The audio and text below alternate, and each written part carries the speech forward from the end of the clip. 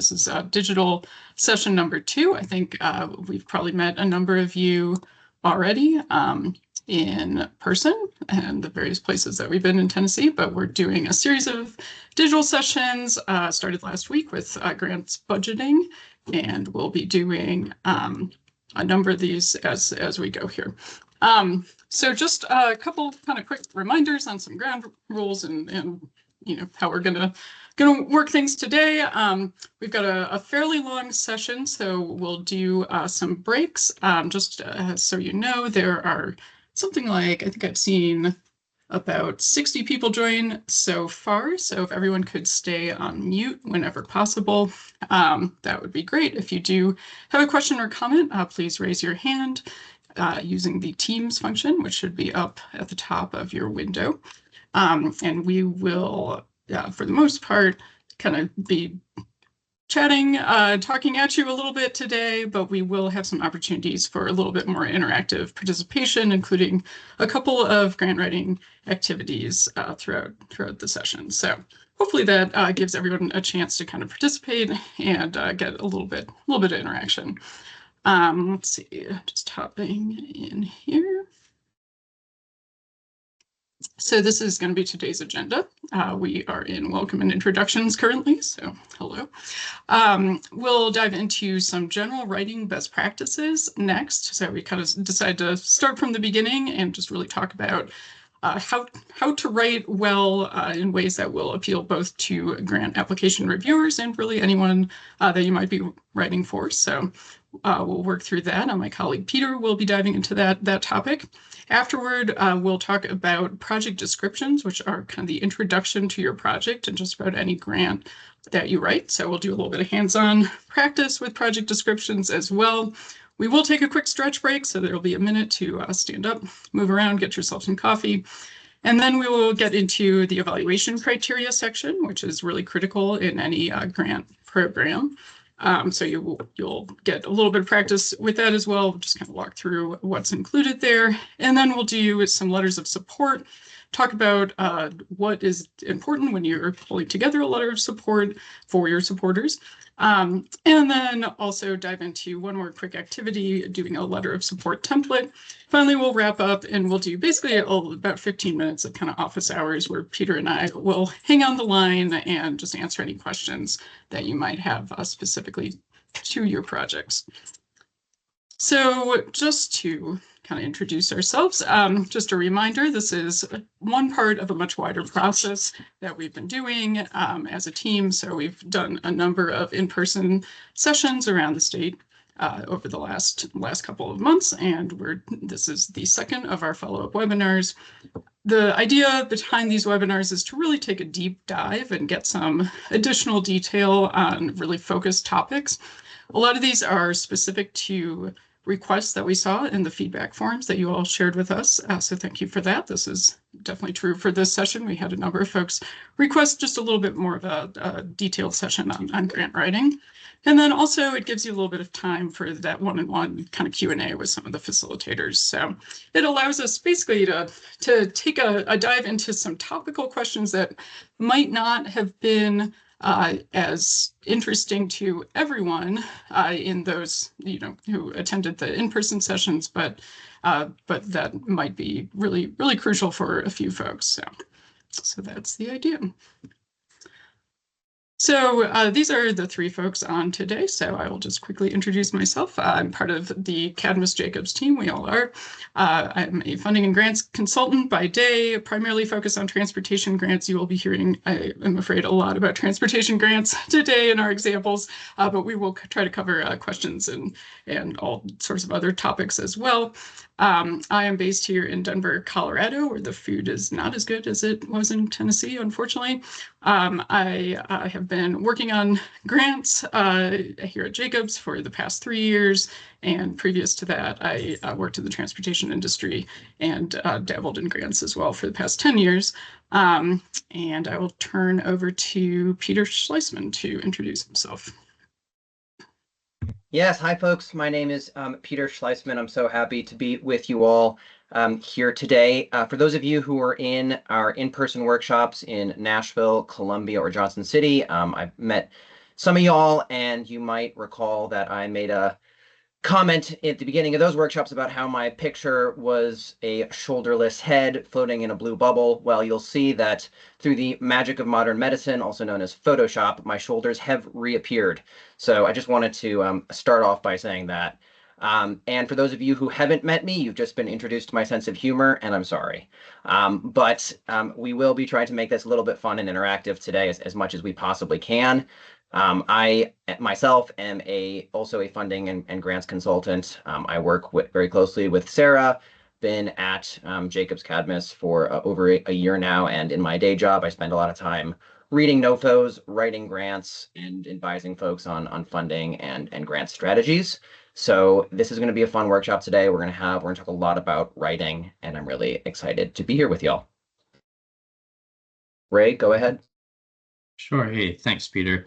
Hi, everybody. My name is Raymond Bibla, Grants Project Specialist at Jacobs Cadmus, going on 3+ years now. You're not going to hear from me too much during this meeting. I'm going to do some audience participation at the top, get a feel for the level of grants writing knowledge in the group as a whole, and just kind of help run the meeting. I did see that there was a hand raised a little bit earlier. We're going to have a couple parts of the presentation where we stop and we field questions. Otherwise, it's going to be somewhat one-directional.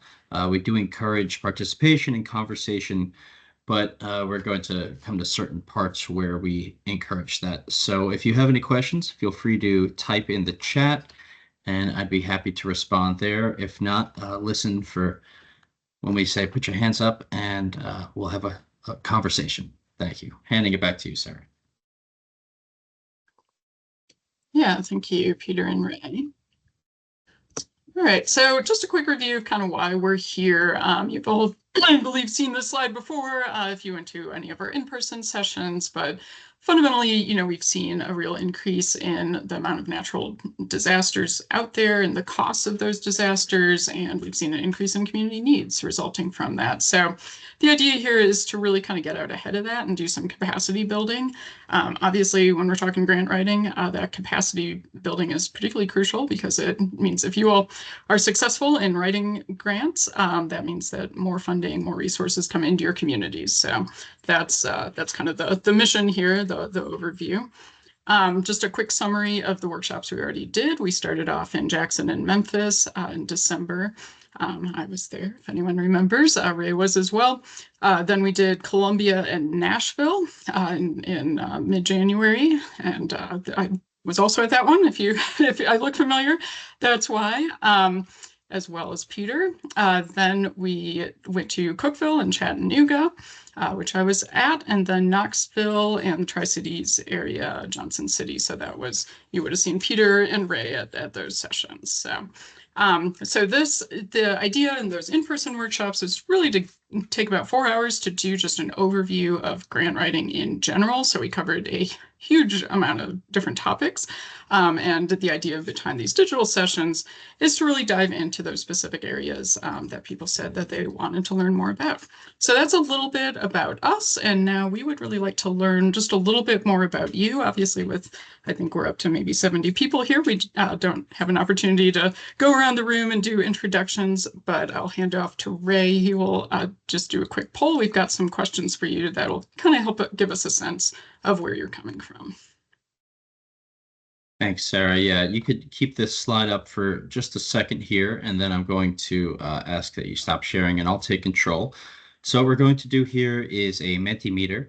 If you have used it before, then you should be familiar with it. It's not overly difficult. If you have not used it before, it's basically an easy way to kind of gauge audience participation and ask some simple questions, get some simple feedback. You can access it a few different ways. If you have your mobile phone handy, you can just scan the QR code and it'll come up right on your phone. If not, then you can, well, I guess we can't copy and paste until I actually put that URL in the chat function. So I will do that right now. So take a look at the chat. Okay, so you can, things are slow here, as they are with Microsoft Teams. Feel free to click that, and then if it asks you for an access code, it is 19264766. So just going to keep this up for another second. Write it down before we take it down here. Oh, go back, please. And now I'm going to ask that you stop sharing your screen, and I will share mine.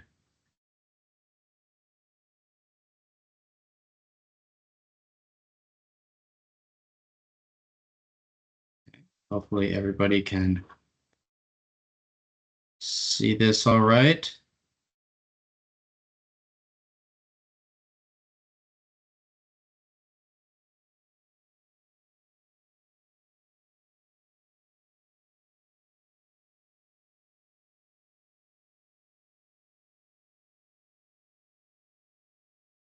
Yeah, All so I right. thought, okay, go ahead. Great.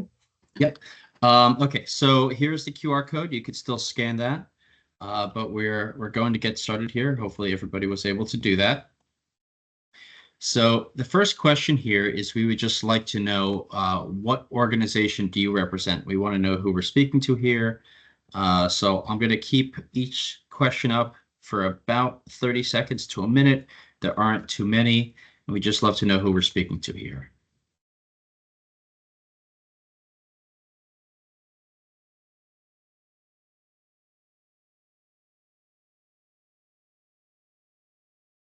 Right, yeah. Okay, great representation here today.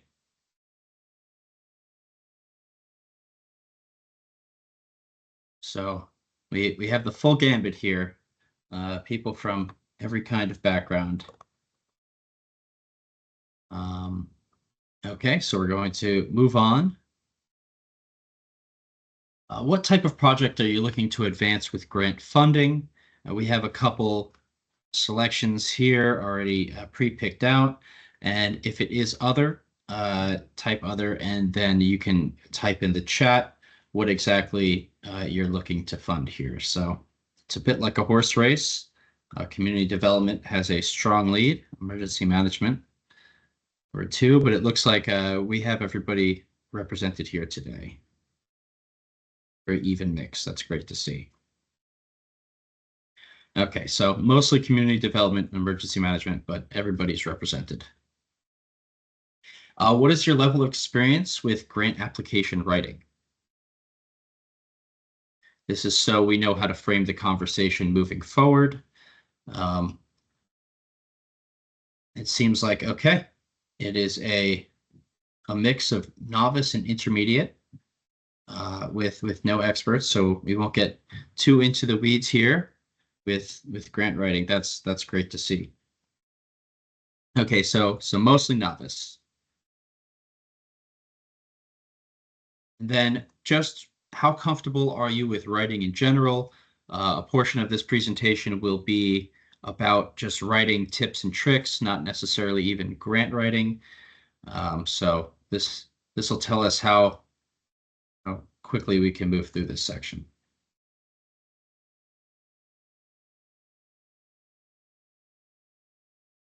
We have an expert in the house.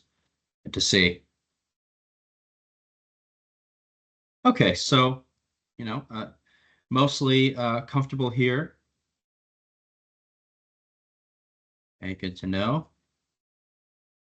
Thank you for your responses. And then are there any specific writing questions that you would like answered here today? A lot of the questions that you come up with will probably be answered throughout the one-dimensional training, but then we are going to be able to answer these at the very end if we miss anything. So I'll give this about 30 seconds.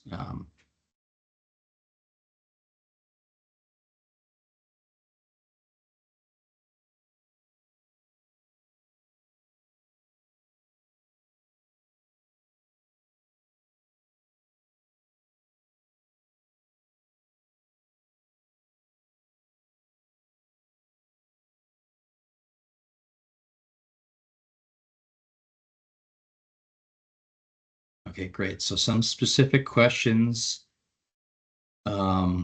about AI. A lot of people are here for just best practices. Some don't have any specific questions. They're just here for general knowledge. And then I'm gonna leave this up for a second because this is what we're going to come back to at the end to jumpstart the Q&A.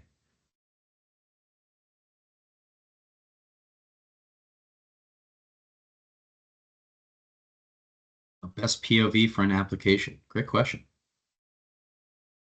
Hence, yep, same thing.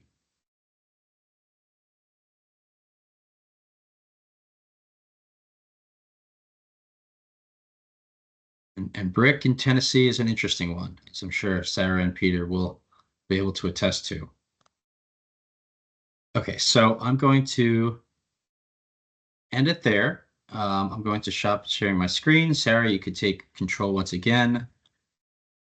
Thank you to everybody for participating. It gives us a feel for the 90+ people that we're speaking to today.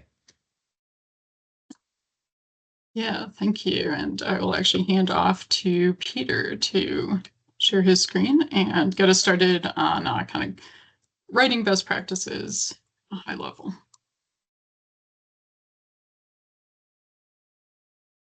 Yep. Thanks, y'all. And thank you all for those questions. Those were great. Actually, kind of perfect because this next section is going to be on writing best practices. So for those of you who put in best practices, you really gave me the perfect transition. So I appreciate that. A word of warning before we get started here, as we said earlier in our introductions, both Sarah and I are transportation grant writers by practice. So there is going to be a heavy focus here on transportation. I saw one person actually ask specifically about roads and bridges. That's, again, fabulous. You're going to get more than you bargained for. But I just want to make clear that the practices, the best practices that we're going to be going over in this section apply to every type of grant. We're going to be using examples from a lot of transportation projects, but again, the best practices really apply to everybody. So we'll go ahead and get started here. And basically, we're going to go through just a handful of ways that some tips and strategies and ways that we often think about writing. And hopefully this is going to help you understand some of those best practices as you get started on writing your grant applications. So the first thing that I want to talk about, which is really, really important, and this is before you get started on actually writing your narrative, is you want to organize your thoughts. I will always advise that you start by reading the Notice of Funding Opportunity. This is going to allow you to really understand what it is that the grant funders are looking for from your application. And as you read through it, you're going to start brainstorming. You're going to start thinking about how your project is going to fit the priorities and the goals of the grant program. And it's really going to help you start to organize your thoughts and think about what is the best way for me to approach writing this. I will give you a word of caution, though. I do strongly believe that you should start writing even before you think you're ready. It's really good to do some research, of course, before you put pen to paper, but don't get stuck in a place where you are just doing research for research's sake, and it's preventing you from actually just kind of, putting your thoughts on the paper. I often personally find that my best writing comes when I just go for it. Sometimes it's great to have a really specific structure and outline, and everybody's going to be a little bit different, right, with their writing process. But I often find that if I start writing, I will figure out what the best way for me to organize my thoughts is as I'm doing it. So really just want to stress it's a great best practice to start writing before you think you're ready. And then finally, on this piece about organizing your thoughts, you definitely want to create a template. And I think that there is a very specific way to do that well for grant writing. And it's by actually going into the NOFO, finding exactly how the grantors want it to be laid out, your application to be laid out, and then just making a template directly from that NOFO. And in that spirit, I'm actually going to walk you through it real quick, how I would go ahead and create a template from the NOFO. So bear with me because this is the first time that we've tried to do this, but I'm going to be sharing my screen. I have an example NOFO picked out here. This is the Better Utilizing Investments to Leverage Development Grant Program. It's the BUILD program, formerly known as RAISE. This is a USDOT grant program. It funds all types of surface transportation projects. And you can see here, the NOFO has a really lovely table of contents. This is actually a relatively well-organized NOFO. I can't say that about every federal grant program, but this one is pretty easy to understand, I would say. And so the way that we're going to go ahead and create a template is we're just going to, as an example, go and create a merit criteria template. So what you're going to want to do is you're going to want to go down to the application review information section. This is where the funders will tell you what the merit criteria are that you need to address in your application. And there's a little hyperlink here, which again, super nice. This is a very user-friendly NOFO. Not all of them are.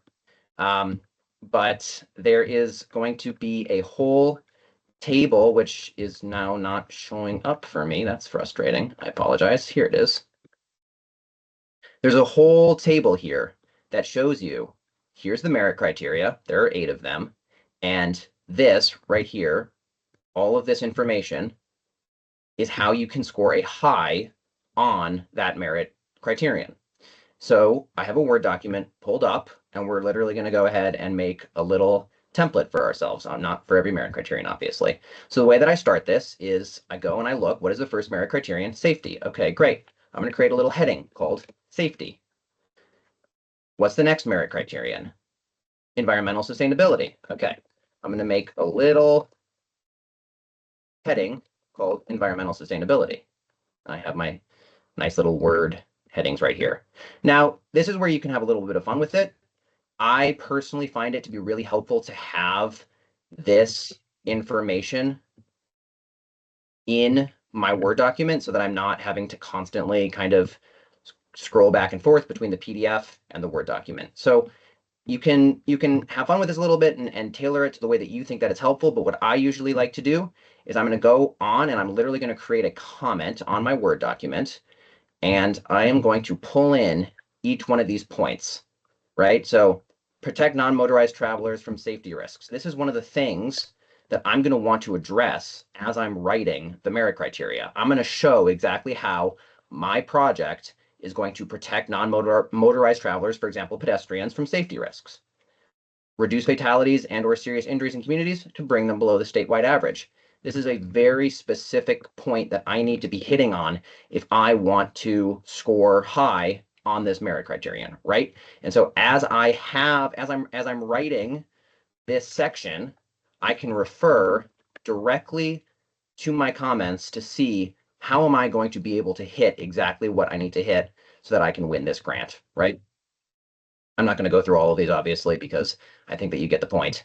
But this is all just to say, this is how you're going to go in and create a template. And then this, once you have this completely filled out, this is a great outline for you to use. Right now, your thoughts are kind of organized for you. That's kind of the beauty of writing a grant, is that the funding agencies, to a certain extent, are going to organize this for you.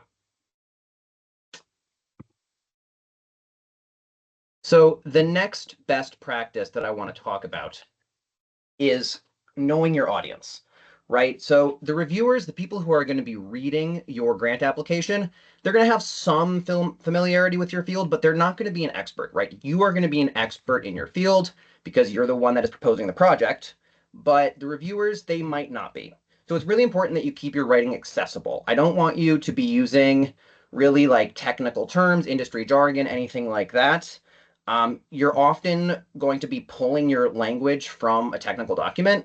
So for example, I find, I've written a grant where there was a study that was done about building a highway, and some folks pulled language directly from it. And it, to be honest with you, didn't really make sense unless you really understood the engineering specifics of building a highway. And so that's what you want to avoid. You want to avoid having too technical language. You want to explain this in plain English in a way that your neighbor, someone who has no expertise in your field or only little expertise in your field, would understand.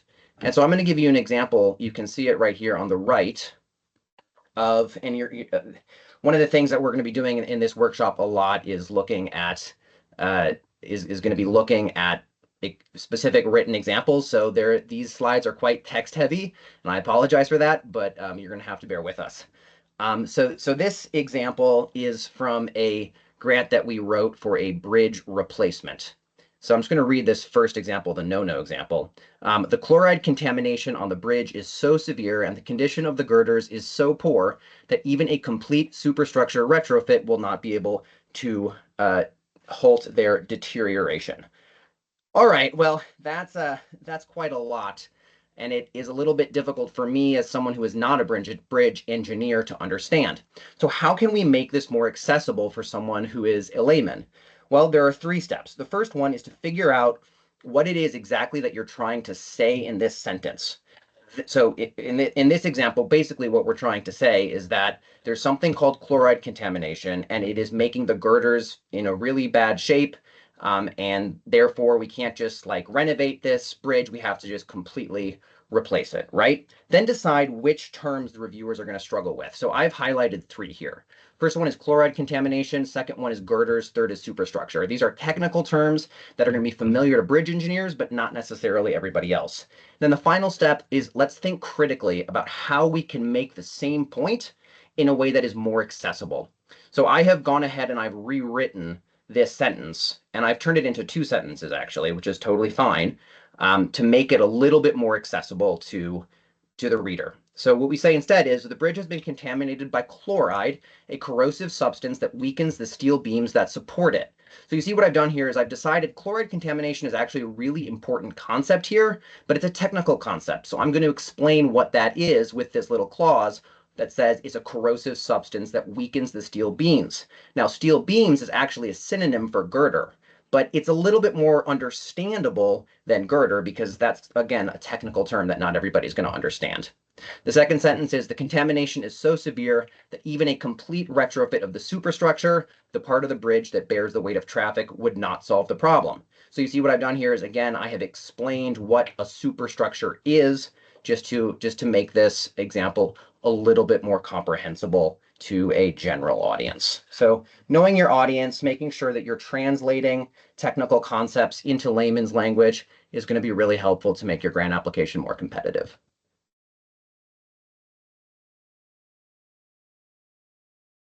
The next best practice that I want to talk about is called keeping it simple. There are some things to think about here. It's very closely related to the concept of knowing your audience, but just some general things to think about. Shorter sentences are often better. I want you to think about trying to write like a journalist instead of an academic or a subject matter expert, right? Again, communicate this to a general audience. Each sentence is going to ideally address one point. We often find that folks are going to be like trying to pack in as much as they can into one sentence or one paragraph, and it creates really long, confusing run-on sentences or really long, confusing paragraphs. It's best to keep each paragraph and each sentence addressed to just one point. Use simple language. Contractions make your writing sound natural and approachable. This is something I think that really helps, is to just read your writing out loud. If it sounds natural and like a human talking, then it's probably good. And if it doesn't, then maybe reformulate it a little bit so that it sounds a little bit more natural, right? Treat adverbs suspiciously. That's a little bit of a grammar joke there because suspiciously is an adverb.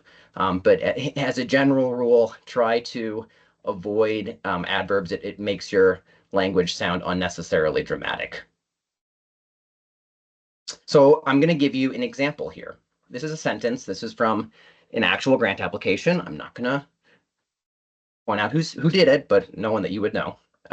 So the example is, without another bridge example, without the complete replacement of the superstructure, retrofit solutions could be implemented to temporarily extend the functionality of the bridge. However, retrofits will lead to high long-term maintenance costs and will still result in continued corrosion and eventual non-functionality of the bridge. Oof, that's a lot. Now, here's a way that I try to reformulate this sentence to make it sound a little bit more natural. I said instead, if the superstructure isn't replaced, it could be refurbished. Now, remember, we defined superstructure earlier on in this grant application, so I think it's okay. This Band-Aid fix would keep the bridge open for now, but it wouldn't solve the underlying problem. Eventually, corrosion will force the bridge to close. It would also be expensive to maintain the refurbished sections. Replacing the superstructure is a more cost-effective option. So what did we change here? Well, there are a couple things that I've highlighted. The first one is this kind of awkward part of the first half of the sentence, temporarily extend the functionality of the bridge. If you're talking to your friend about your project, you're probably not going to phrase it that way, right? Instead, you might say something like, if we implemented a retrofit solution, it could keep the bridge open for now. So if that's how you're going to talk to somebody about it, why not just write it down? So I replaced that kind of awkward part of the sentence with a lot of nouns to keep the bridge open for now. I think that makes it sound a little bit more natural and understandable.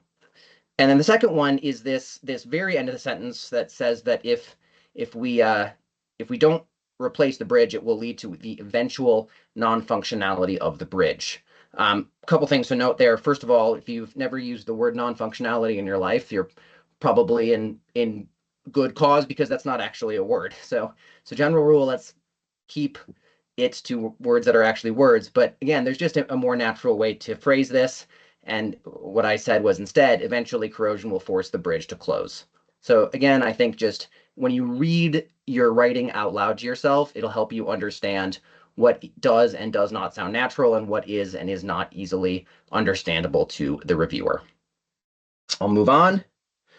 The next best practice that oh, sorry, go ahead. I was going to say, Peter, maybe before we keep going, I wonder if anyone has questions about anything that you've covered so far, the kind of keep it simple or the NOFO piece, and we can pause again in a little while, but yeah, no, that would be a great. Good time to take a minute. I'll give folks just a second here. And all right. Unfortunately, I'm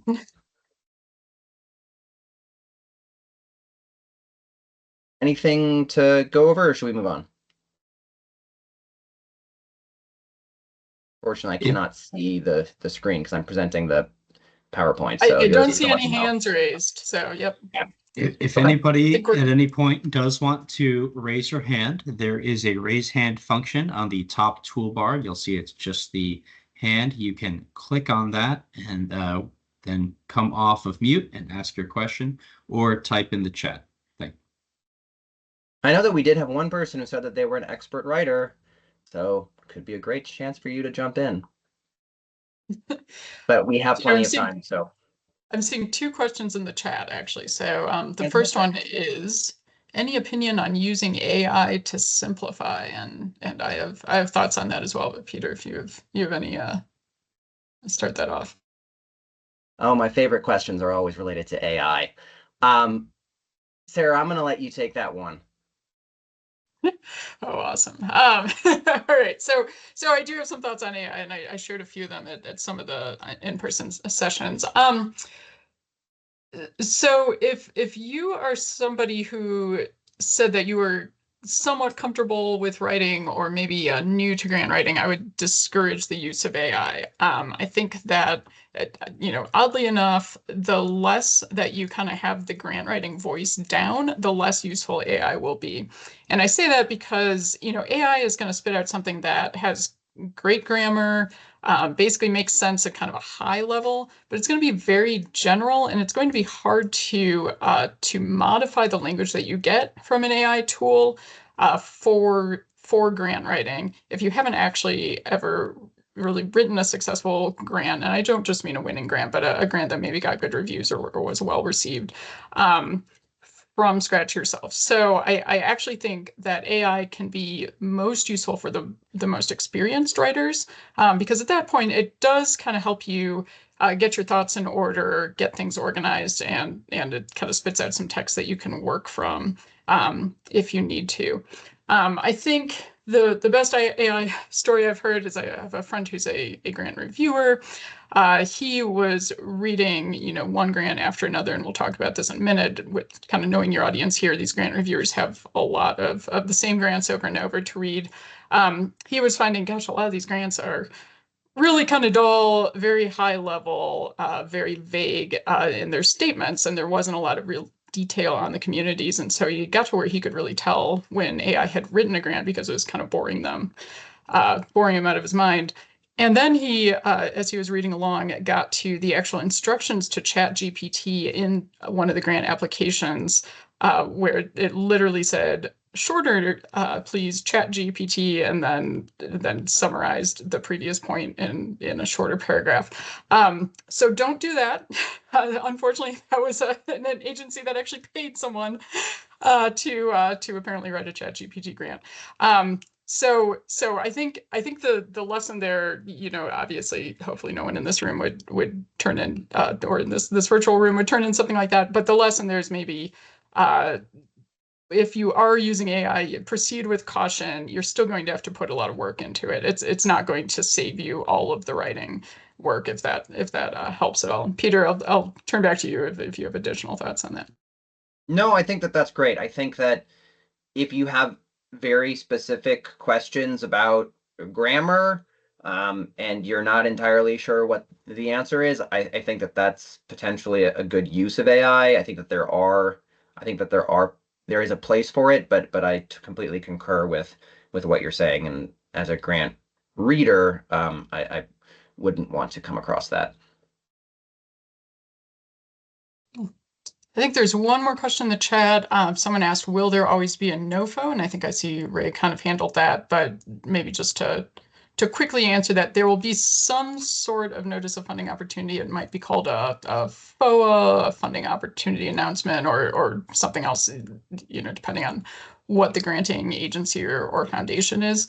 But there will be some sort of posting that lets you know that the grant is available and the requirements to apply. It may be the NOFOs that that Peter just showed as an example. That was a nice PDF that you can download from grants.gov if you dare to go there. But you can also sometimes see these opportunity announcements in website form. You'll see a number of different forms, but yes, there has to be some sort of information posting that lets you know that the grant period is open, lays out the requirements to apply. So you'll always see something like that, and that'll give you a good indicator of how to tailor your grant. Yeah, and I think it's a really good question, and I think also for those of you who are applying for philanthropic grants, you might not find a PDF document that lays out the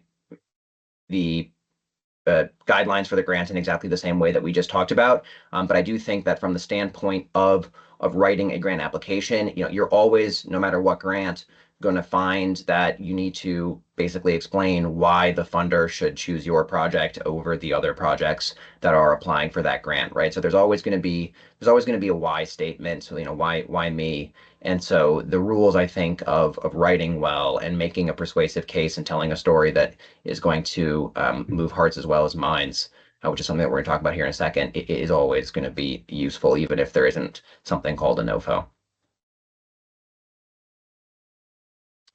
Great. Are there any other questions before we move on?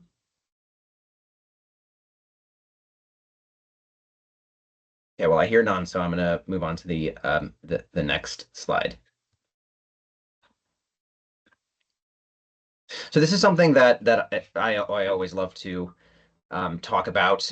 Grant writing often involves complex concepts, right? And as we've been talking about this whole time, a big part of this exercise of writing a successful grant application is to make the language accessible. I think that examples are one of the greatest way to help illustrate your points. And in fact, you probably noticed that that's what we've been doing in this entire presentation so far, is that every time that we have introduced a point, a best practice for writing, I've given you an example. And I really strongly believe that it helps just make that case a little bit more persuasively. So this is very meta, but here's an example about how to use examples. This was from an actual grant that won some money. And it was about improving active transportation. So The example goes, the project includes several components that will improve the active transportation network in the corridor. Again, that first sentence introduces this paragraph, but it's relatively high level. And if we just left it at that, it could be difficult to understand. But we're going to give an example. So we say, for example, it will construct a multi-use trail bridge across Interstate 80. This will allow pedestrians and cyclists to cross the freeway quickly and easily, mitigating the barrier effect that it currently poses to active transportation, right? So we say in the first sentence exactly what this project is going to do, and then we give an example of how it's going to do it, right? So we're not just telling them, we're showing the reviewers exactly how our project is meeting the merit criteria or the criteria of the grant. It's also really important to get specific. So within the merit criteria section, you can really dive into the details. Obviously, you don't want to get too into the weeds, but this is the part of the project where the grant application where you can talk a little bit more specifically about how your project is going to meet those merit criteria. So this is a little example. So if we were just going to say this project will significantly reduce pedestrian fatalities, we're not really showing the grantors how our project is going to solve a problem. We've identified that there's a problem, and we've said that it's going to fix it, but without showing how, it's not really very much of a persuasive argument. So let's consider showing the grantors exactly how we're going to fix the problem. So we can say this project will install a pedestrian refuge island. That's a really specific thing, which studies have shown can reduce pedestrian crashes by as much as 56%. So that's a lot better because now we're showing them exactly how our project is going to solve the problem. And then the final thing that I'm going to talk about here before we go into our interactive activity is to remember that, as Sarah said, these grant reviewers are humans. And studies have shown that stories actually move human opinions more than statistics do. Might be one thing if we were writing for the audience of a robot, but we're not. As of now, we are writing towards humans, and it can help to tug at their heartstrings a little bit. We don't want to make it really sappy, and it's always good to bring in statistics to back up your points. I'm not saying that statistics are bad, but in the grand scheme of things, we also want to make it human. We want to bring in some real stories, and I think it can be really helpful to bring in an anecdote or a specific story from something that happened to back up all of those statistics and points that you're going to be putting into your grant application. Again, just remember that the goal of this entire exercise is to show that your project is going to be a really good use of this grant money, which is going to be very limited, and that your project is going to do a lot of good. So this is, I think, a really powerful example. This is also from a grant application that won some money, and I'm going to read it out. In 2021, a pedestrian was struck and killed by a reckless driver at the intersection. A California Highway Patrol officer noted in the collision report that there were black tire streaks, also known as donut marks, on the pavement, suggesting the location is a hotspot for street racing. If funded, this project would install intersection tightening treatments like curb extensions, which would make it difficult for street racers to speed through or around it. Now that's a really, I think, particularly powerful example of how telling a story can move the hearts as well as the minds of a grant reviewer, right? Because this is an example of how your project will specifically, potentially save human lives. And of course, every project's going to be different, but bringing in those like anecdotes, those real visceral human stories can be a really great way of making your grant application stand out from all of the other ones that are a little bit more vague, a little bit more unspecific, right? And this next slide, I think, kind of speaks for itself. They say that a picture tells a story, and this is a great example of it, right? This is an actual picture from that intersection with the donut marks on it, and you can see viscerally how this project can do a lot of good, right? And so I am a strong believer in visual storytelling. So if you can bring in some pictures to back up your points, I think that is all for the better. And at this point, I'm going to move on. So just in review, there are 5 check boxes, basically, things that you can come away with. The first, organize your thoughts. Second, know your audience. Third, keep it simple. Fourth, show, don't tell. And 5, create a story. And I'm going to pass it over to Sarah now. And we're going to step into our first interactive activity. Yeah, thank you, Peter. So let me come back to our slides here. I did see one more question pop up in the chat that I'll quickly address on sources for grants. So I think at times people sometimes take this just a tiny bit overboard. So it is important to have references, have sources when you're writing a grant. You definitely don't want to throw out statistics that are not backed up at all. At the same time, the standard isn't necessarily quite what it would be for, say, like a academic paper. So often we're tight on space in grants. Something that I will talk about in a minute is sometimes, or almost always, the NOFO will lay out a page limit.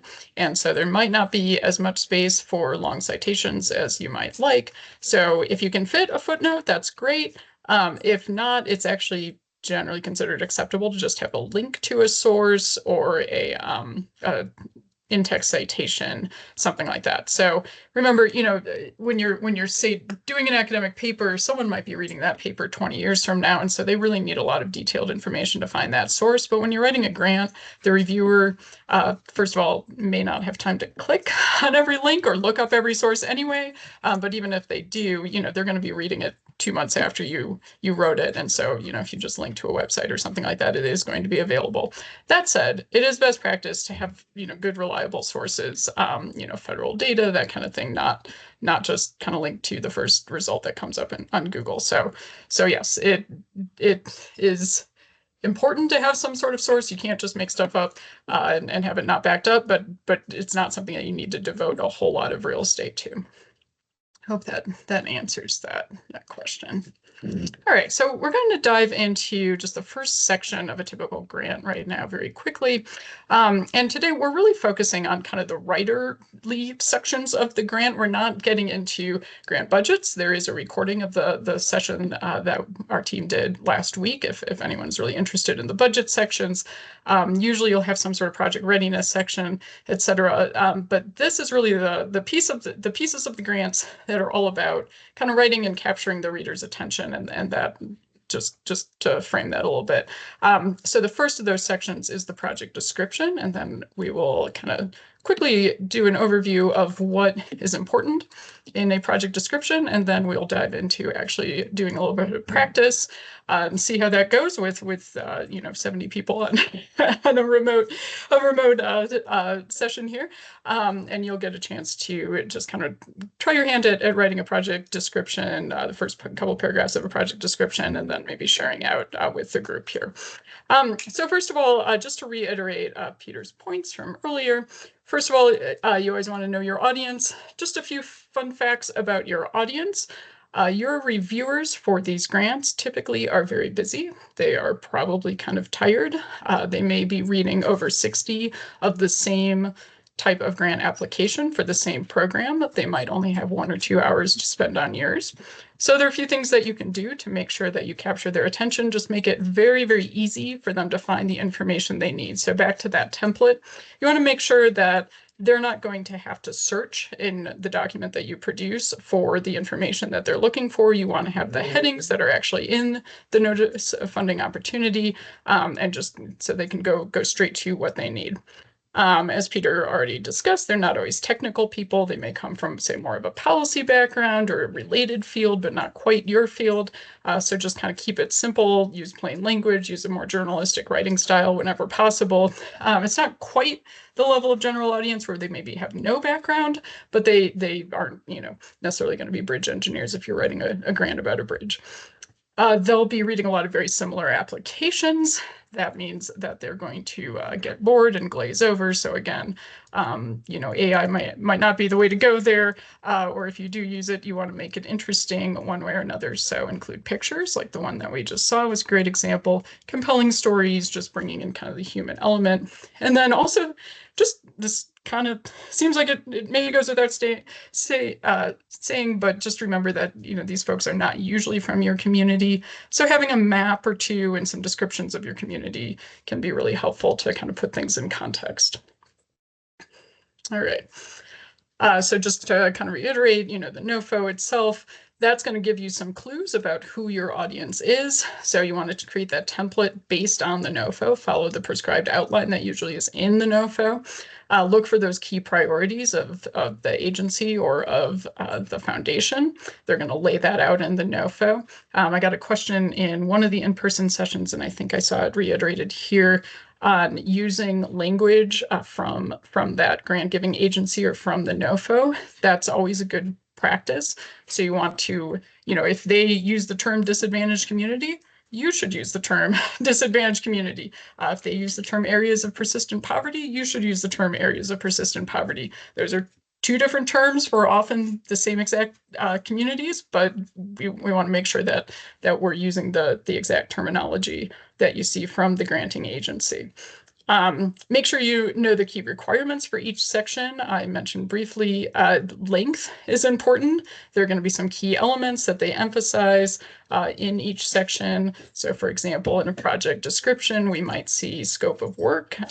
We might see some sort of technical capacity information that they want.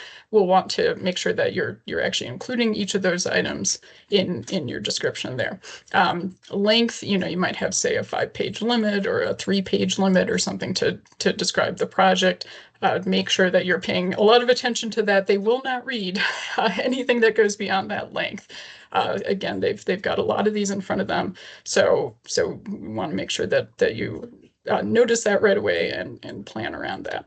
And then also, it's always a good idea to read the section in the NOFO on how the applications will be ranked. Most NOFOs will lay out some sort of process and something that they'll, that will allow you to get a high, medium, or not so high score.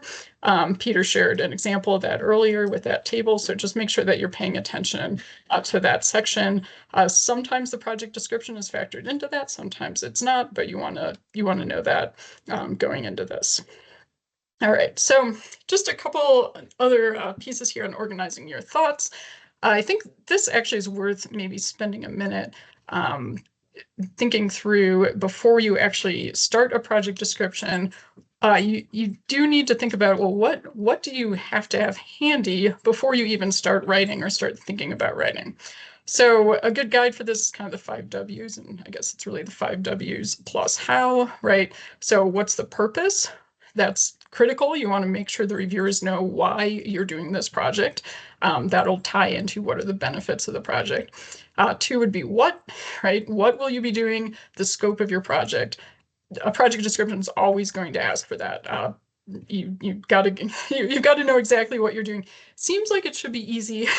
It actually can be really hard. So project development is something that ideally starts to happen before the notice of funding opportunity for your particular grant program even comes out. So it's something to be thinking about now, potentially for future grant opportunities. A schedule, usually just at a high level, at least they'll want to know the basics of when you'll be doing the project. Often that's in the project description section. You need to know, of course, if the funding is going to be available at the right time as well. So just a high level schedule. It doesn't necessarily, depending on the grant program, it doesn't necessarily have to be extremely detailed, but on the basic level, you'll need to know what years and approximate seasons, at least, if not months, you'll be starting and ending. Some maps and community information. As I just mentioned, a lot of times your reviewers, maybe almost all of the time, the reviewers are not from your community. They may not be familiar with your community. So saying a little bit about where the project is located and what the community is like is important there. That's another thing that you can gather in advance. Again, all of this you can start gathering before the NOFO actually drops. And then some information about the people affected, who's going to benefit from this. The cost, how much are you actually asking for? That's crucial. Again, seems like it should be fairly simple, but a lot of times takes a while to figure that out. So especially in this age of needing contingencies and so forth. Again, had a whole session on project budgeting, but just make sure that you know that cost as you go into your project description section. And then also a little bit of technical capacity information, just knowing kind of how you're going to get this done. Is this realistic? So these are all things to just have in front of you, have handy as you dive into your project description. Again, we'll be doing a quick activity on this today. I realize that not everyone brought this to this meeting, but these are some things to think about in the coming weeks. All right. One more piece on organizing your thoughts. We have talked a little bit about sort of writing more like a journalist than an academic. This is the inverted pyramid. If you haven't seen it before, it's kind of the principle behind a lot of journalistic writing. The important thing to remember here is that the most critical information comes first. So as you're doing that project description, you're going to lay it out just as the notice funding asks you for. But within each of those sections, you want to think about, okay, what is the most critical information? What do I want to make sure my reviewers catch? So something that I see often with new grant writers is they kind of put all the evidence first, and then somewhere in the middle of the page, towards the end of the paragraph, they'll say the most important sentence about the topic. So they'll say the thing that the reviewers really need to catch, at the last sentence of the paragraph, or paragraph 3 out of a 5-paragraph section. Don't do that. Put it right up front, because your reviewers may not read all the way to paragraph 5. They may not read to the end of paragraph 1. So just make sure that whatever the messages that you really want to get across, you're putting it right up front, so that if they are skimming, which they likely are, they will definitely see the most important information. A good trick for that is actually to put that critical information right into headings and tables, just so that you're really reiterating it over and over. You're making sure that they just cannot miss it. All right. And then keep it simple. We kind of went over this, but put the key information up front, use clear, direct language. If you have a big word that you typically use, this is a good time to kind of cut it down to a shorter word. So, utilize versus use being the classic example. They mean exactly the same thing. You can almost always say use, but just make sure as you're reading through, as Peter pointed out, that you're keeping it straightforward and simple and easy to read. Stick to the page limit, keep it short, and then maps and photos, of course, convey a lot of information. All right, and just a couple more examples on show and not telling. The project description is not really the place for a lot of charts and a lot of detailed data. That's going to be the evaluation criteria, which we'll talk about a little later here. But if you do have a particularly compelling statistic, you can go ahead and drop it in. So it's just one more example of that. Here's a couple versions of the same concept here. So kind of the first version was, it is imperative that the county upgrade the bus facility due to space constraints. The county has experienced substantial population growth and needs to expand the facility to serve new residents. Completely true, completely accurate sentence. Nothing really wrong with saying it in that way. But if we get a little bit of specific in there, it's a lot more compelling. So sentence 2, since 1989, the physical dimensions of the only bus maintenance and storage facility have remained unchanged. During the same period, the population of the county has grown by nearly 1/3. The agency has increased transit service to accommodate a rapidly growing population. So again, we obviously now, this reviewer has no familiarity with whatever this county is, knows that, gosh, they've grown by 1/3. That is really substantial. So it's just another way of kind of showing something specific rather than just telling them, hey, this is important. All right. And there we go. Same thing in your project description. You can really tell a story about why it's needed, how it will help. You want to create a picture for reviewers. So this was a successful grant application, and I believe this was in the first paragraph of the application. It said the project will create a facility that will dramatically improve pedestrian and bicycle comfort and safety along a busy, high-speed corridor that connects communities to jobs and services. The shared use path will provide a safe and comfortable alternative for pedestrians and bicyclists near the Route 210 corridor, which is sometimes called the Highway of Death by locals. The 2.3-mile shared use path will provide seamless multimodal connectivity between residential areas and the entertainment district, as well as nearby retail centers, schools, tourist sites, trails, parks, and recreation areas. So it's a good, just kind of high-level summary of what this project is. We've got the what in there for sure, but the Highway of Death piece was particularly striking. This was in a news article, so it really jumped out to us when we were doing our research. And that's exactly the sort of thing that's going to really catch reviewers' attention. Obviously, the reviewers don't live next to this highway, but the fact that locals are talking about it in this way really kind of jumps out to them, and hopefully was successful in getting them some funding, which they did. All right. So very quickly, I think we covered kind of all the basics on writing. We've been talking at you a lot so far today. So we'd love to actually try out an actual project description and help you kind of like get in the zone and get pen to paper. Something I think Peter mentioned earlier is, it's always good to write before you're really ready to write, even if you haven't done all your research yet. So this is just a way to kind of get a little bit of practice, hands-on experience writing a project description. So if you are at a computer which obviously you are at some sort of computer, and have, say, Microsoft Word or whatever other software you would use to actually do some writing, so it'd be a good time to open up a Word document and go ahead and take a shot at just doing basically, as a start, kind of like the elevator pitch, the high-level description of what your project is doing and why it is important. And then, let's see, I think we have about 10 minutes for this activity. Once you've kind of written down the what and the why, kind of high level, maybe just bullet out a couple more items that you'd like to refer to, maybe a story that you think would be really compelling. Maybe you would type in some thoughts about some photos that you have or some sources, a little bit of information that would point you to kind of the next place you would go to write a little bit more about your project. So at the end of our little 10-minute window here, I think we will take just a few minutes to actually share out some examples.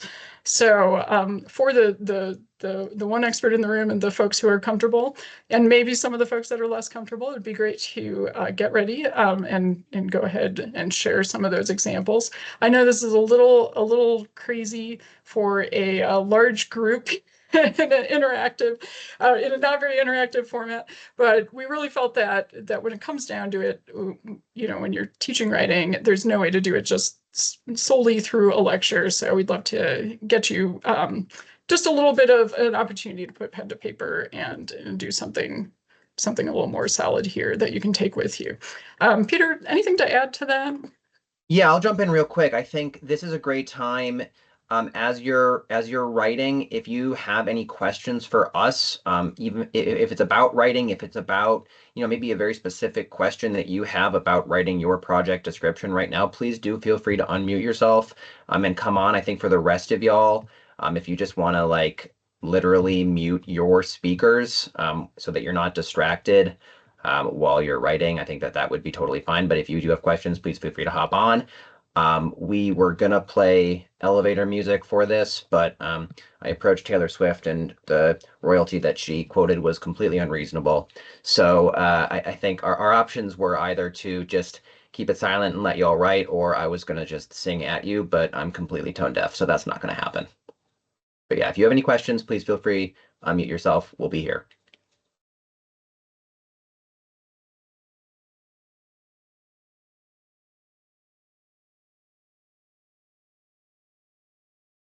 And we put up the writing checklist again with the photo. This is how you'll feel if you actually follow the entire writing checklist, right, Peter? That was the thought behind the photo selection process. Yeah, it'll be Right. that awesome.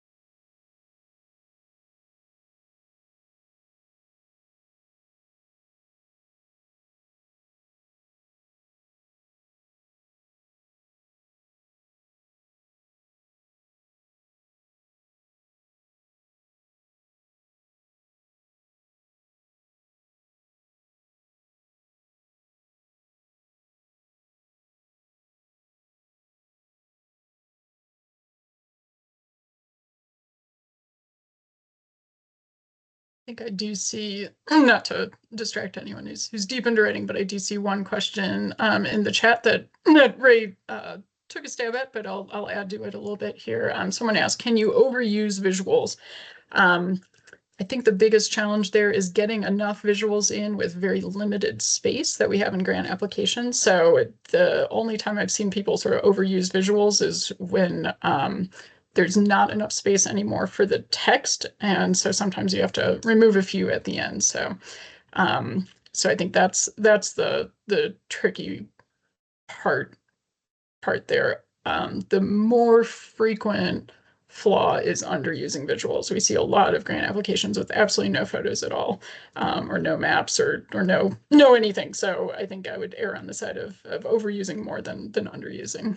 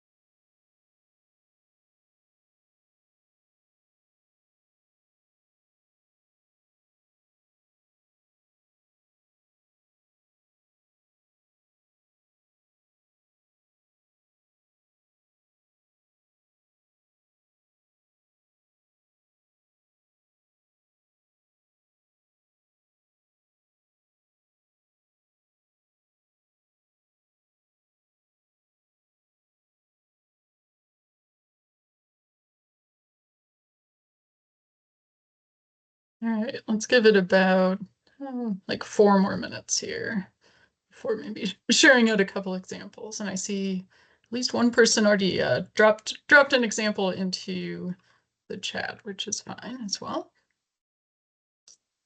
Or we can share out by reading aloud.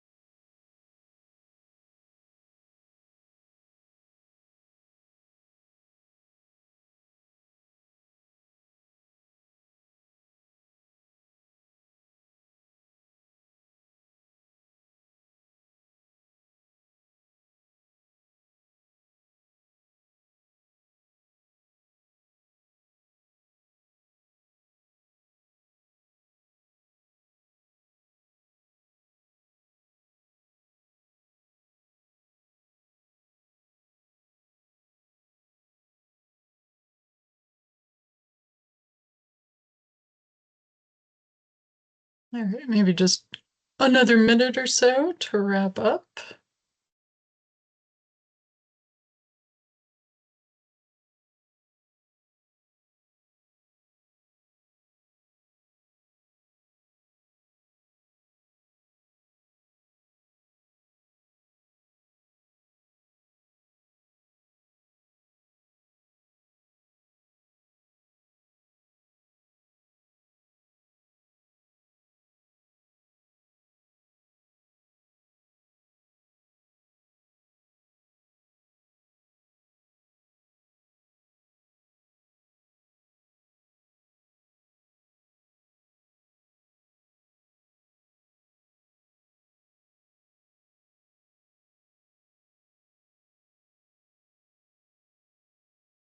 All right. I think that's hopefully enough time for everyone to have come up with something to type up as a start. I saw, let's see, James and Hollis are some brave souls and have already shared a couple examples in the chat.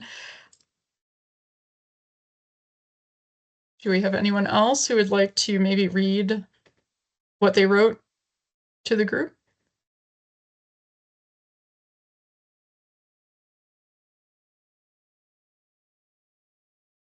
Well, just one thing that I wanted to say, thank you so much for all of y'all who put this in the chat. This is really fabulous work, and I'll just give you some specific feedback. Hollis, I love your first sentence, that strong fathers create better homes. It's a really kind of a gripping and great way to start out this paragraph, and then you get into some of the specifics. 13 to 14 million parents are obligated to pay child support. I think that's a great higher level statistic that isn't getting too into the weeds. And then you talk a little bit about how that creates a strain for the family. So I think that this is a really wonderful example of kind of how you can start a project description. And then I assume, obviously, if you had more time, you'd go in and talk about exactly how your project kind of in a high level is gonna address some of those issues. So that's really wonderful. Thank you so much. And then James, I really appreciated how when you talk about how department members do not have the ability to conduct live fire training. I don't know what that means, what live fire training is, because I'm not a firefighter.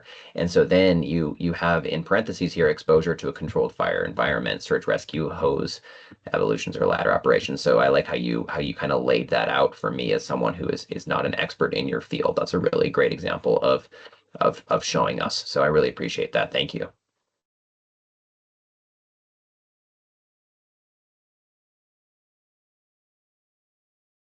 Yeah, and I see a couple of others have popped Yeah, in this is here great. as well. Yeah.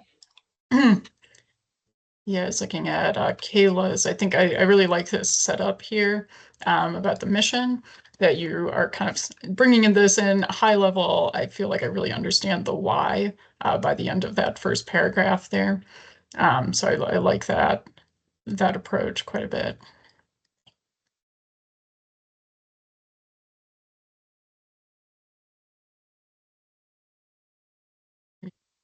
Kathy, thank you for being the one brave person here on camera, by the way, Kathy. Extra gold star for that.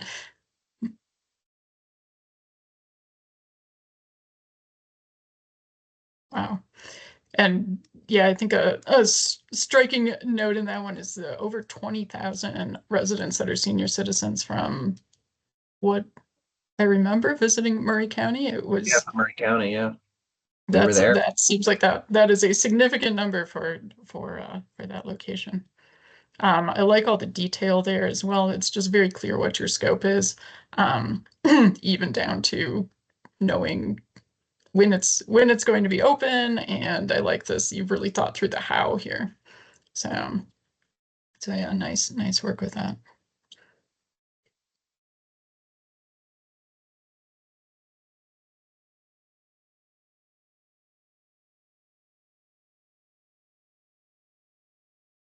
Wow, Kathy, 20,000 out of 108,000. That's amazing. that is the population that I would even recommend putting that into your project description. I mean, if there's one thing to add here, it's 20,000 out of 108,000. I mean, that's all nearly 20%. That's a pretty striking number. I'd put that in there and highlight that. Thanks for that information. That's fantastic.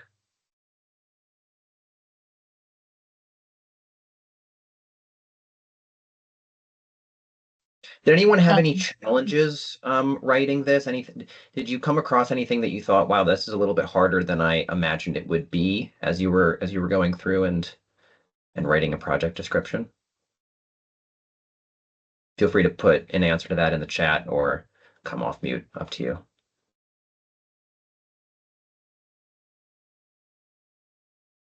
Oren, please come on to tell us.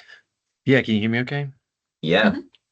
Loud and So it wasn't so much about the challenges, but the challenges question reminded me of something I had written down about how you would all recommend like providing a compelling narrative while at the same time keeping maybe your opinions in check.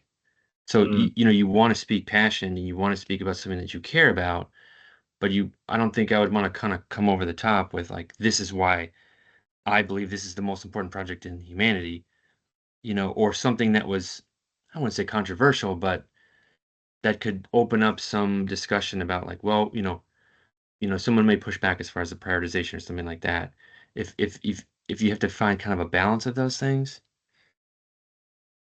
That's a really interesting question. I really like that. And I think that there's I don't know. I guess I would approach it two ways. First of all, I do think that people, the reviewers, even if they might not think of your project as like, oh, this is the most important project to humanity, the way that you think about it, I do think that they're looking for that passion that you're talking about, right? And I think that your passion is going to shine through as you're writing this. And I think, just in general, when I read something that feels passionate and it feels like the person who is proposing this has gone to great lengths to describe why they think it is a really important project, I think that that's going to come through. Now, I also think that your question kind of relates back to what we were talking about with knowing your audience, right? And so I think that one way to approach this is to go through the NOFO and look through like the grant program goals and try your best to, I think if you're a little bit worried about matching the sort of the way that the grant reviewers are thinking about the project, I think one way that you can do that is to directly relate how your project is going to fit those goals, recognizing that you might not have the same priorities and criteria as the current administration or whoever it is at the state level or the philanthropic organization that is giving this grant. So I think there is a certain level of, well, maybe it's better to go through it and look directly at those goals. But I would absolutely say let your passion shine through. I think it's only going to help you. Yeah, no, that makes a lot of sense. It seems like also what you're saying is you don't have to necessarily worry about evangelizing the reviewer, because what you'd rather do is just nest kind of your mission objectives under theirs to say, Yeah, well, exactly. we're not going to meet, we can meet some of your needs. That makes a lot of sense. Yeah. Totally. Okay, great. Totally. Thank you.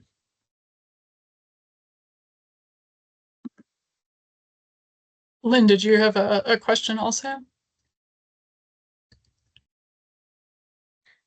I didn't have a question. I just had a comment. I've only been in this position for a little while. I've written grant proposals for many other organizations throughout my years, but I was going to say I very much appreciate the other people who posted something in the chat as well. I wrote something, but it's not polished like theirs are, so kudos to them. We gave you 10 minutes to write it. I don't think that it needs to be polished. Agreed. I think and everyone takes a different amount of time writing. I'm a slow writer, generally speaking. So some of these folks are really impressing me and making me look bad too. Yeah, I think that's actually a really good point. I think with writing, it's always you know, it's an art and it's not really a science, and everybody has their own style, and that's something to kind of lean into is what is your style, and no one else's process is going to be identical to yours. So there's some people who really work best with a very clear outline down to the last possible detail before they really start writing and putting sentences together, and others who are almost the opposite, and they've just got to like spit it all out and then cut it down later and rearrange things. So, you know, it's totally cool however you get there. There are a lot of different ways good to go about it. Same thing for, you know, some folks really need to do tons and tons of research before they feel ready. We do kind of encourage people to get out of that rabbit hole sometimes and dive in. But I understand that for some, just the way, if your brain works a certain way, like you've just got to kind of get into the weeds before you can do high level. And others, it's like they just are ready to write and have all their thoughts in order before they even look up a single article. So, so yeah, it's to each their own, I think. Yeah. There are a couple other just really good examples and discussion in the chat, so I'd encourage everyone to kind of hop in there and see what folks are posting if you haven't already. I think this is great. I see. I will just call out. Kayla had a good comment here on how difficult it can be to like write like you speak. Like even though you know you hear that advice a lot, it's really hard to like kind of take that like the writing mask off or whatever whatever it is, particularly if you have a background more in sort of like social science or academic writing, or if you read a lot of that type of material versus something that's sort of a little quicker to read. So I always recommend that people read everything out loud to themselves, to your mirror, to your dog, whatever. I actually think that's the best test of like, is this going to be pretty readable, as if you're writing it. And you can it pretty much rolls off the tongue, although I think you heard both Peter and I trip over a word or two in winning applications. But if it's pretty close, then that's a sign that you're pretty much there. If you're reading and you kind of get lost in your own language a little bit, then that is a sign that you maybe need to simplify a little more. But yeah, it is a challenge, and again, especially if you read sort of more convoluted sentences often. I think if you're out of breath by the time that the sentence is up, it's probably a run on.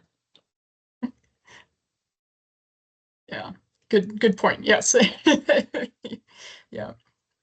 All right. All right.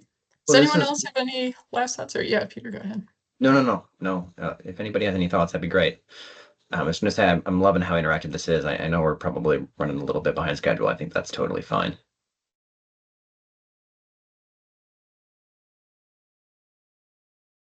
All right. All right. Well, I'm gonna take back over the screen here, and we're just gonna briefly get into talking about the evaluation criteria section, I think, unless Sarah. Yeah, I think we promised a stretch break. I don't know if we have a full 5 minutes, but if anyone wants to do like a very quick hop up, you know, stretch, pour yourself a Grab cup of some coffee coffee, for like yeah. 1 minute here. Happy to let you do that. Yeah, let's circle back Promise. let's circle back at 2:30/3:30.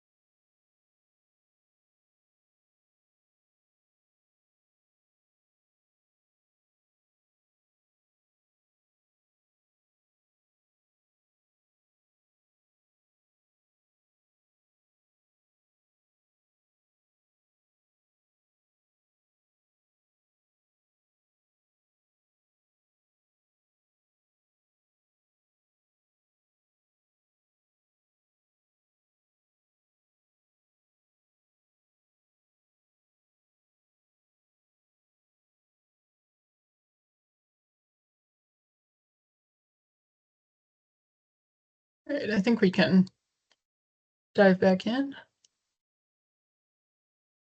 Yep, I think so. So yeah, let's go ahead and regroup. I'm going to try to get through this this next section relatively quickly because we are going to have one more chance to do some writing right at the very end, and I also want to have some time for questions. So this next section is going to be all about the evaluation criteria section of a grant.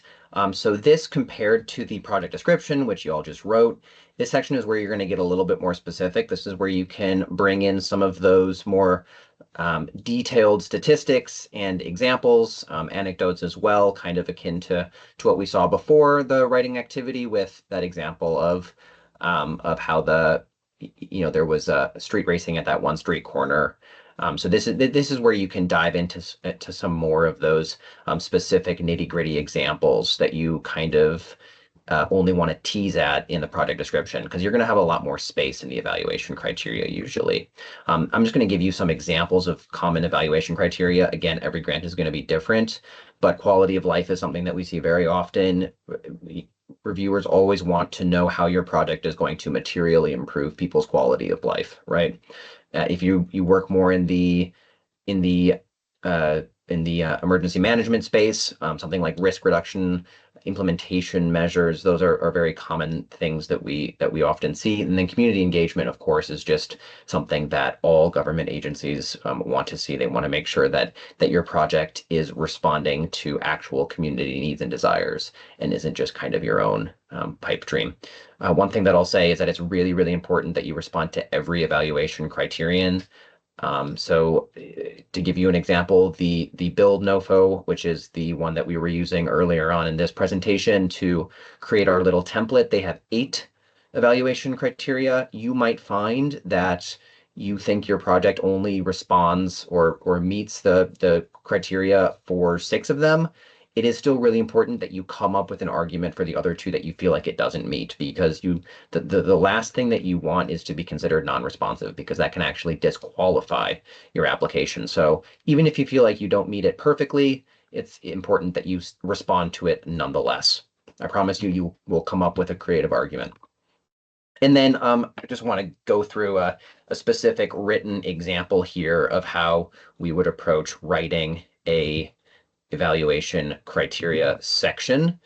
You really want to hone in on the problem that you're trying to solve. And again, go back to all of those writing tips that we were just talking about. Keep that checklist in mind with those 5 best practices as you're writing your evaluation criteria section. So you want to show, don't tell, back up your points with statistics, anecdotes, studies, whatever it is, to really show that there's some meat on the bone. You can get a little bit in the weeds in this section. Obviously, you don't want to go down some crazy rabbit hole, and you're going to be space constrained. But this is where you can bring in a little bit more of that specific data to back up your point. So I'll give you an example here. The first passage is, this is not actually from a grant. This is just something that I came up with. But Los Angeles County is facing a roadway safety crisis. Many pedestrians lose their lives on county-maintained roadways each year. Fixing the problem is a top priority for the county. It's okay. I mean, it tells us that there is a problem, and that is the problem is that a lot of people are losing their lives on county-maintained roadways. But it doesn't really get into any of the details, and I haven't backed up my assertion with any specific data points. So it's difficult for the reviewer to tell if this is actually a crisis or if this is just something that I'm saying is a crisis. If I want to actually prove that this is a real problem and that I'm going to fix it, I need to bring in some specific numbers and specific examples. So in this next passage, I've tried to do that. So I'll read it out loud. Between 2017 and 2021, 43 pedestrians were seriously injured and 13 lost their lives at the intersections that this project proposes to improve. In total, 125 pedestrians were fatally injured in traffic collisions on roadways in unincorporated Los Angeles County during this time frame. That means the 80 intersections addressed by this project were the sites of more than 10% of all pedestrian deaths on county-maintained roadways. So this is showing you how we can get specifically into these examples, into this data, and we're going to show how the sites that this project is proposing to improve are truly crucial and make up a really large proportion of all of the deaths that we have seen on county maintained roadways, right? So getting more into the weeds, showing that what the problem is, not just telling them that there is a problem. This is going to make your application a lot more persuasive. And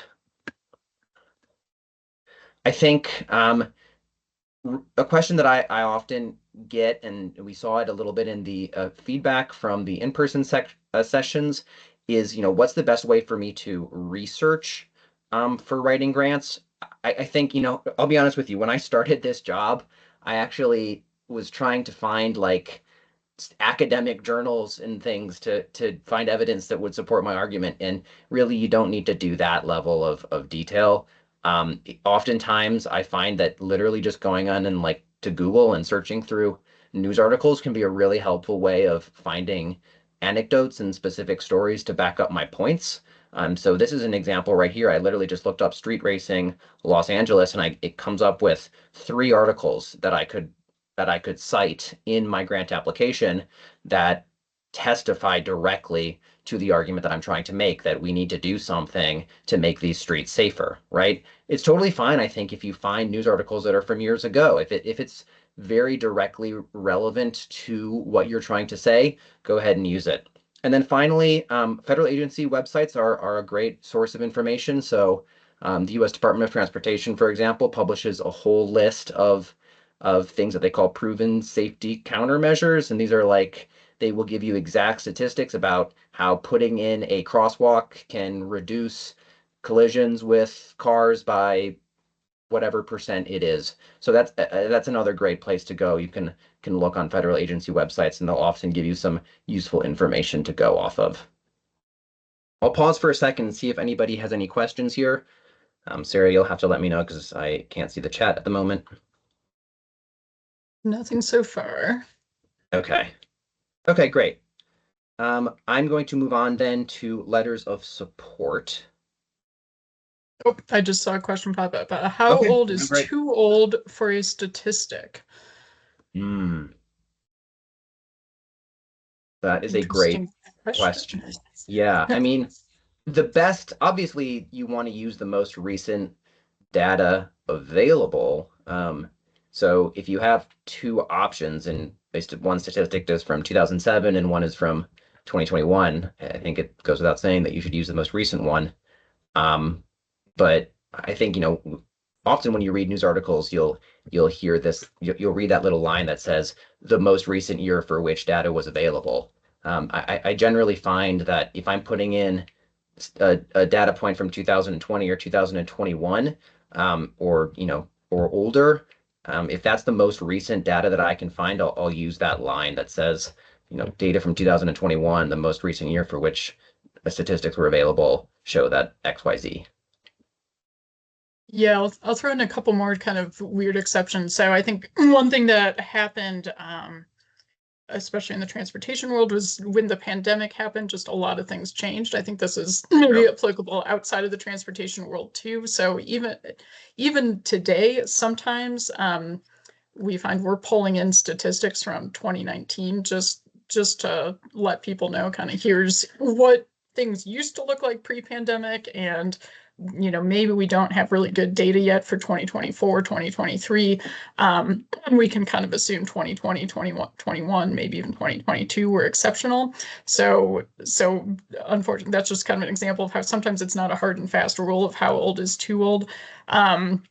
Another weird exception I'd throw out is there are times when, for example, we'll use, say, fatality data going much farther back than, say, some more recent data that is less sort of severe. So let's say that we have a particular, again, sorry for all the transportation examples, we probably don't know our audience, but for those this makes sense too.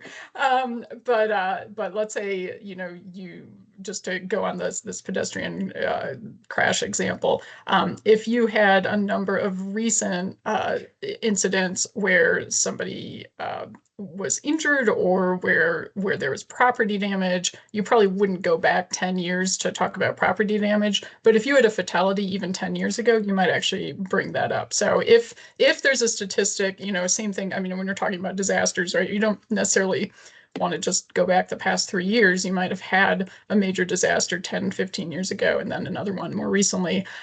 So sometimes so unfortunately it depends. But I think the question is more, let's see, like how can you tell a story in the most compelling way where you can sort of justify using that statistic? If there's more recent data that's just perfectly good data, then of course you don't want to go go back too far. But if there's something really compelling about an older statistic, then it's worth using it still. Hopefully that sort of answers your question, Kayla. Yeah, everyone's favorite answer, it depends. But that's really great. Thank you.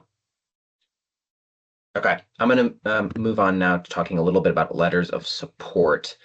So letters of support are a really great way of showing that you have some partners in your community. This is one thing that you're always going to need to do to win a grant, which is lobby some support for it, right? And so I think letters of support are something that we always recommend that you get. It often will be from an elected official, and that's fantastic. But I also think that it's great to go a little bit beyond elected officials and think about, who are the other partners and interested parties in my community who are going to benefit from this project. Can I go and see if I can get a letter of support from them? The letter of support template is something that you're going to want to write. You don't want to go to someone and ask them to write a letter of support for you. You need to give them a template to go off of. If they want to customize it and put in some information about how they specifically are going to benefit from your project, then that's totally fantastic. But you need to make sure that you're giving them the letter of support that you want to receive. The letter of support template, the way that you are going to be writing it, is in some ways pretty similar to the project description, but it is going to be different because it is going to be formatted like a letter, not narrative text, right? And so there are a few things that you want to make sure that you're hitting on. The first is you want to set the stage. You want to give a very brief spiel about what your community is like and what the challenges it faces are. And then you want to make the case about how your project is going to address those challenges. Leave some space at the very end for the supporter to customize the letter as they see fit. And then obviously include a little introduction and a little sign off. We are going to have a little bit of time here, about 15 minutes right at the end. And we're going to do another writing activity where we're going to have you go ahead and try to write a letter of support template. Again, I think this would be great if we'll give you about 10-ish minutes before we hop back on and discuss. And then I think same way, if you want to hop on and ask some specific questions, feel free.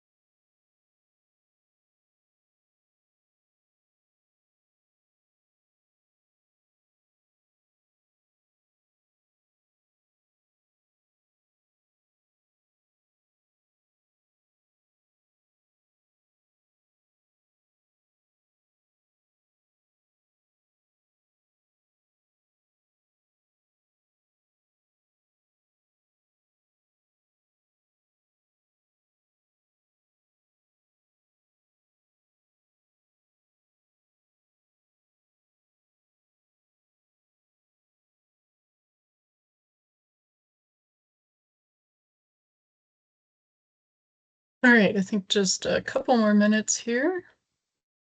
I see some examples dropping into the chat. Thank you, Kathy.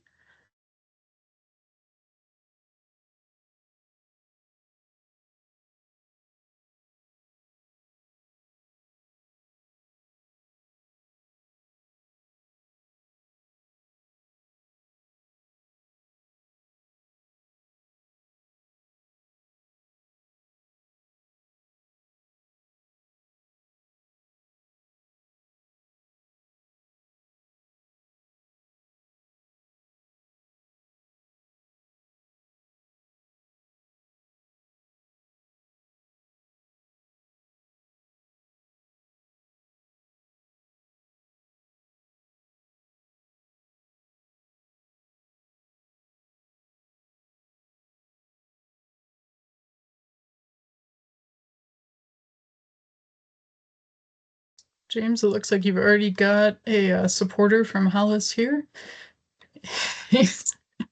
um, let's see, maybe we can start going through a couple of these. And I'll respond to Jasmine's question here, which is a good one. What the font format of the page should be. Sarah, feel free to contradict me here, but I think we usually would recommend doing keeping it pretty formal, kind of like a 12-point, 12-point font, Times New Roman. Make it about one page. I occasionally have seen letters of support that go over a page, but I think it is best practice to keep it to one page. Yeah, I think that's exactly right. I think whenever, in fact, just across the board, for grant applications, we always want to use a standard font. So sometimes a NOFA will actually specify a font. Of course, they won't necessarily for the letter of support, but they might actually say Times New Roman or Calibri or something like that. But even if it doesn't specify a particular font, just keep it to something standard. Don't use wingdings. You know that's going to confuse people. No Comic Sans. Yeah, who made the Comic Sans? Chuck Hollis. Yeah, so yeah, just you know something pretty straightforward.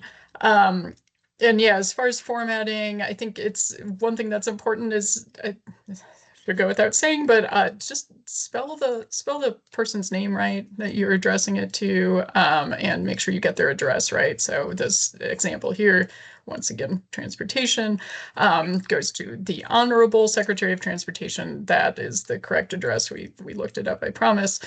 So just make sure you figure that out before you accidentally offend someone who could be helping you out here. And then typically for the date, we usually use the deadline of the grant application just to kind of keep it simple so they don't have to worry about modifying the date. And then just kind of a standard business letter format. And I will second that piece about one page. Occasionally we do a 2-page letter, but typically one page just about covers it. I guess another thing I'll say on that, sometimes it's kind of nice to package up your letters of support and, you know, put them in a nice PDF all together with maybe a table of contents. If you do that, you'll put kind of the people who will have the most influence with the granting agency first. So if it's going to the federal government and you've got a letter from your senator, put that first.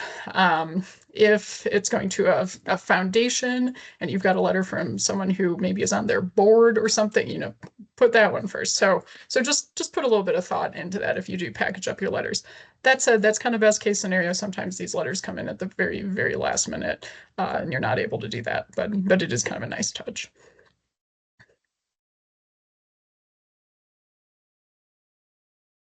Jasmine, that's an interesting commentary. I wonder if that was something in the NOFO. It says, there's a letter of support I wrote recently. They asked me to space 5 lines and the margins were odd.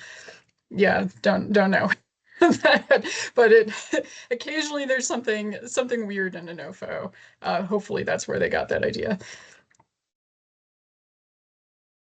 Lynn, I hear you on running out of time. We're not giving you a lot here.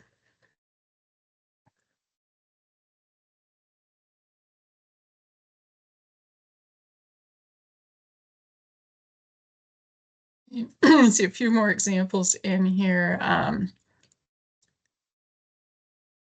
Yeah, I think James, that's a strong sort of basic letters, just saying, hey, we get it, we understand why, reiterating a lot of the key points for this fire training center. I think that's a lot of the value of the letters of support, right? You want to kind of reiterate the main points that you've made throughout the application. If you've got some benefits listed in the application and your supporters list totally different benefits, especially if they're contradictory, that's not necessarily a great look. It looks like you may not have coordinated. So yeah, that's great to kind of keep those high level key points top of mind for reviewers. Let's see.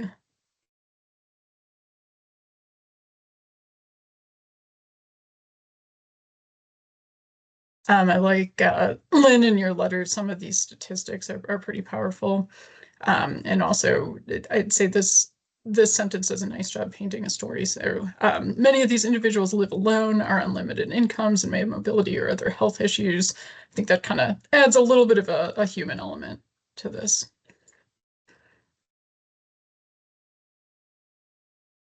I also think that this very last line, Excelsior Bank is excited to work with Habitat to support our senior population in West Tennessee. Great way to wrap it up.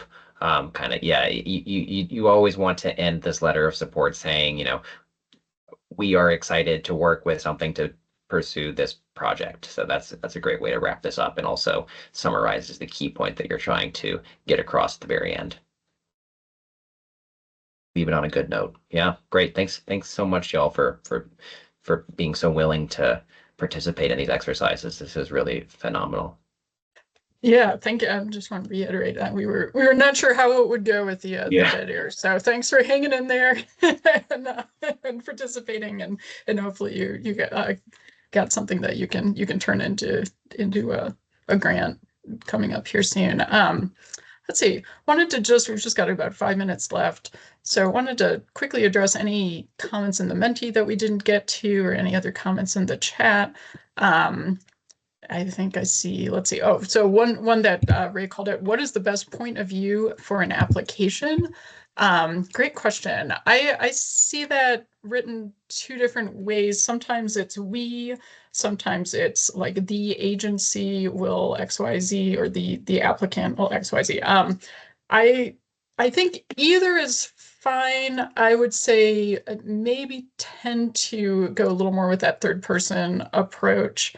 You know, the agency will do X, Y, and Z versus saying we, just because I don't know. I guess it sounds maybe just a touch more professional, and a little less like, I mean, obviously you're kind of marketing what you're doing, but you're not reporting to your donors or to people necessarily in your community. And so I think it sounds a little more sort of formal when you do use third person. So I tend to advise in that direction. I don't know, Peter, you look like you're thinking hard about this and may have a different opinion. No, actually, I completely agree. I almost always use third person. I think first person is fine too. Just stay away from second person. Not that anyone was going to do that. Yeah, you better fund us. What tense or person should I write in? So yeah, that's the person piece. Tense. Usually you're writing in future tense about what you will be doing, but I think just the appropriate tense for the thing you're writing about. If you are writing about your technical capacity, sometimes you're writing in the past tense about what you have done. I think just the only thing to just keep an eye on is as you're reading through, and it's always a good idea in a grant to just do a final read through, ideally maybe get another pair of eyes on it. Just look for any sort of inconsistencies and make sure that your tenses aren't flipping back and forth.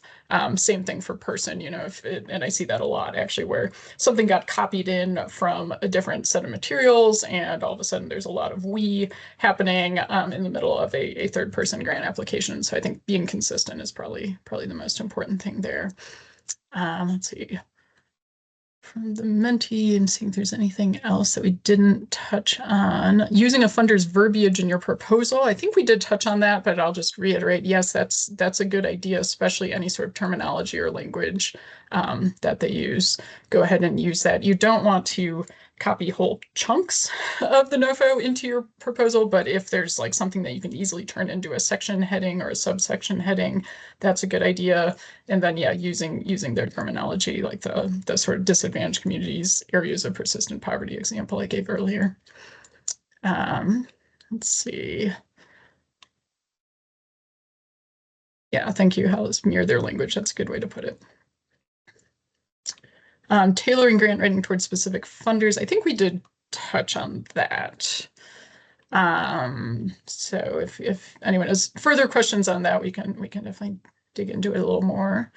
And then how can I improve my thesis statement? I think we've been over some of that, but I think kind of getting the why, the key benefits across on your thesis statement, if you want to call it that, is kind of critical. So just making sure that you're pulling in just like high level, what is the purpose of this? What are the benefits? Yeah, I think those are. I think just in general, practice makes perfect, right? So just write. Write and read. I also think reading, one of the best ways to become a better writer is to read a lot, not necessarily grant applications. And I don't know that you're going to find a lot of them to read, but, read the news, read books, think about how, when you're, if you read an opinion piece on some news organization and you think, wow, that was a really persuasive point, think about, well, what was it about that? What was it about that point that I found particularly persuasive? I think if you look in your local paper, I don't know, sometimes I've read some really good letters to the editor, to be honest with you. And oftentimes those are actually like really local issues that people will talk about. And it's kind of a good example of how you can think about writing about local issues. I've read people who write letters to the editors about bike lanes here in Minneapolis, and sometimes they're not great, sometimes they're really fantastic. And so I think if you just read and ask yourself, what is it that I'm finding particularly persuasive here? That's a really great way of improving your writing in your thesis statement. Yeah, so I think we're about at time. Oh, Doug, do you want to hop in? Just real quick, since we're right at the very end, first, Peter and Sarah, thank you so much. It's great information on grant writing, really, really good. I want to throw out a couple of little things. And again, of course, all grants are different. I can't hammer home what Peter said enough. Whatever the NOFO is, you definitely want to read it, understand it, read it, make sure that you understand it enough. I cannot tell you how many times I've had to make that statement over the years. The other thing I would say is, again, most of federal grants, again, there's all kinds of grants, but they usually go through state agencies. Not all the time, but a lot of them do. So make sure you always have a representative with that state agency. If you have a question that is just gnawing it, you can always find that state agency person with that grant that can help you answer that question. The other thing is, a lot of grants, a lot of agencies have what we call mentoring. You were talking about the letter of supports, which is wonderful, but we've even had situations where we have, say, a community or a county has done the same project several times. Well, guess what? There might be, there's nothing like boots on the ground. If you got somebody that's done that over and over again, they've got letters, and speaking to them or finding out who that is really, really helpful. And we've got a lot of great feedback in the mitigation world on that kind of thing. So, and other agencies do that. So if there's a mentor or a community maybe that's done the same kind of project several times, find out who that is and you can speak to them. That could be very, very helpful. But anyway, wonderful information. Thank you very much. Thanks, Doug. Really appreciate it. And appreciate you for a really great participation today. I hope it was helpful. Yeah, thank you. Thank you everyone for jumping right in and participating and even doing some work which we didn't warn you in advance that we would make you do. So, really appreciate the level of effort people put in today. Thanks. And we have our next session is coming up this Thursday, shameless plug, same time. You may have that on your calendar. We'll take kind of a deep dive into a few different areas of specific types of grant programs that are available. Then we've got 2 coming up next week as well. And then I think that's it. I think we wrap up. So yeah, thank you all again, and hope to see you again at one of those future sessions as well. Bye for now. Thanks so much. Thank you. Thank you.